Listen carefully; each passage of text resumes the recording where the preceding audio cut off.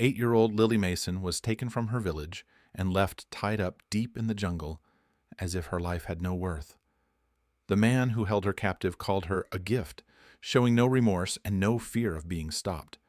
But just when all hope seemed lost, something wild and unexpected stepped in, not with words, but with instinct and memory. Now, listen closely, because the twist that follows will shake you and prove that justice, in the end, found its way back through the trees.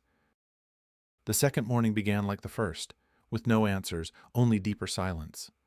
The thick jungles of Odisha offered no clues, no trails, only heat, endless green, and the growing weight of fear.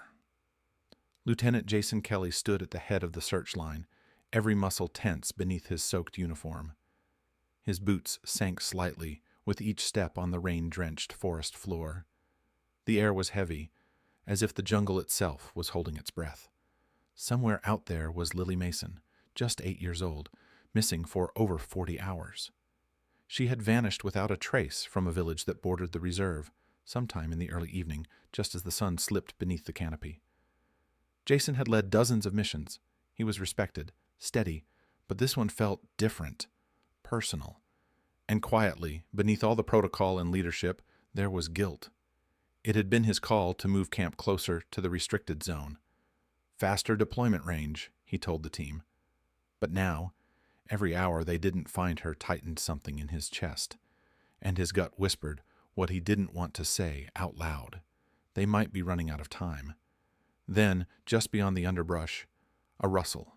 Low, slow, deliberate. Every soldier froze. Branches shifted. Leaves parted. Something large was moving through the jungle, the kind of movement that silences even the birds.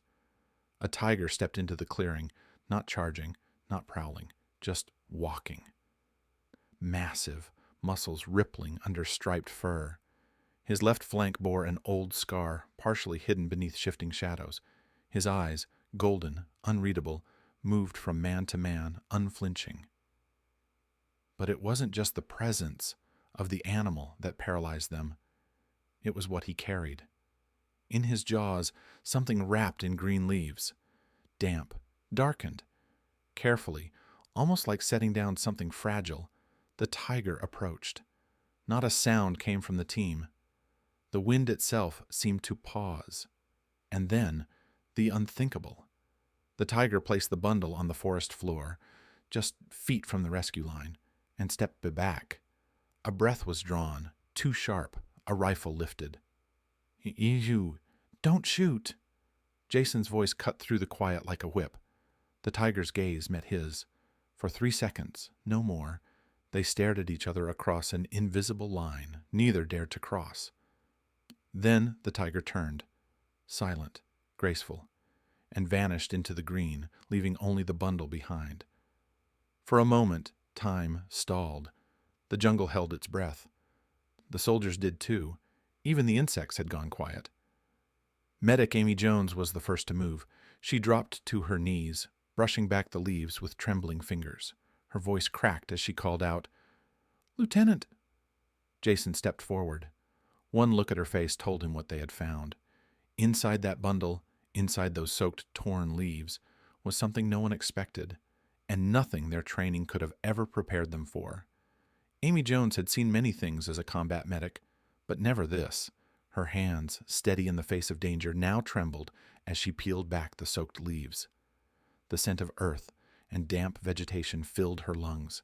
Her breath caught when a strand of hair, blonde, matted, came into view, and then she saw the face. "She's alive," Amy gasped, her voice cracked by emotion. "Lily's alive." The moment hung in the air. Every member of the team froze, eyes locked on the bundle. Lily lay curled like a small animal, unconscious, pale, but breathing. Shallow, rhythmic, real. Jason dropped to one knee beside her.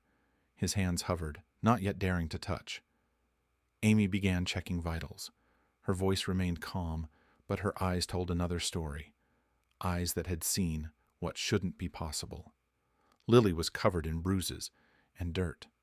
Her clothes were torn, her lips were cracked from dehydration, but it was the faint, reddened rings around her wrists that froze Jason in place. Rope burns.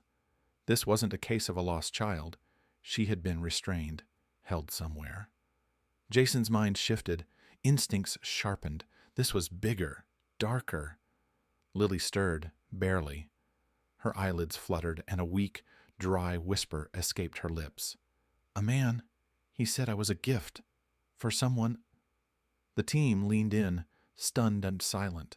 Lily's voice trembled with every word. "Then the tiger came. He roared. The man screamed. He bit the rope. I ran. I think I fell." Her voice faded into breath.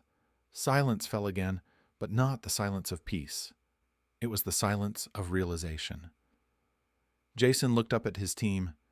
No one needed to say it. What they'd assumed was an animal attack wasn't. The tiger hadn't stumbled upon her. It had saved her. That afternoon, guided by the few details Lily could recall, the team retraced her path, through ferns, across a shallow ravine, into a shaded hollow beneath dense canopies. They found it. A clearing with remnants of a hastily abandoned site, discarded ropes, a torn tarp, a flashlight left behind, and nearby the body of a man, motionless, silent. Nature had already begun reclaiming the scene. No one spoke aloud what they all understood. Beside the body, in the soft mud, were massive paw prints. Deep, precise, heading back into the forest. It wasn't a coincidence. It wasn't instinct. It was intent. Jason stood at the edge of the clearing, hands clenched.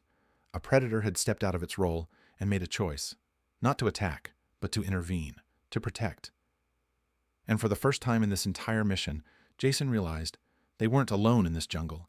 The story of Lily Mason's rescue swept across news networks like wildfire. "Girl saved by tiger," the headlines wrote. "A miracle in the jungle. An act beyond explanation." But Lieutenant Jason Kelly wasn't ready to call it a miracle.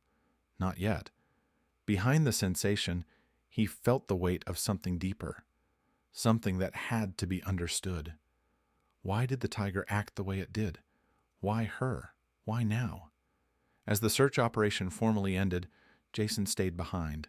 He met with local trackers, forest rangers, and tribal guides. He returned to the clearing more than once, standing in silence among the broken leaves and fading footprints. And then a name surfaced. Abigail Mason, Lily's mother, a wildlife veterinarian. Years before she had settled in the village with her husband and infant daughter, Abigail had worked on mobile conservation teams across eastern India. One report in a dusty ranger file stood out. 8 years ago, during a late-season patrol, Abigail came across a tiger cub, injured during an illegal hunting raid. He had been caught in a snare, alone, bleeding, near death. She carried him for miles, treated him under a tarp in the forest, removed the wire, cleaned the wound. She fed him by hand, stayed by his side for days, and when he finally stood on his own, she let him return to the wild. He disappeared into the trees. But he didn't forget the scar on the tiger's left side, the calm presence around humans, the unspoken recognition. Jason shared these findings with local ranger Raj Kumar, a veteran of the region. Raj simply nodded and said, "Same one. He remembers." For years the tiger had roamed the area, seen from time to time, but never threatening, never attacking. And now he had brought Lily home, not to repay a favor, but to honor a bond. The deeper Jason dug, the more the truth came into focus. Lily's disappearance had not been random. She had been taken. Authorities, now alerted, uncovered a trafficking network hiding under the appearance of eco-tourism, remote lodges, guest expeditions, local guides, places where children could vanish without noise. But before humans could connect the dots, nature had acted. Where law had failed, a creature without a badge had intervened. Lily survived not because a helicopter spotted her, not because someone tracked footprints in the dirt.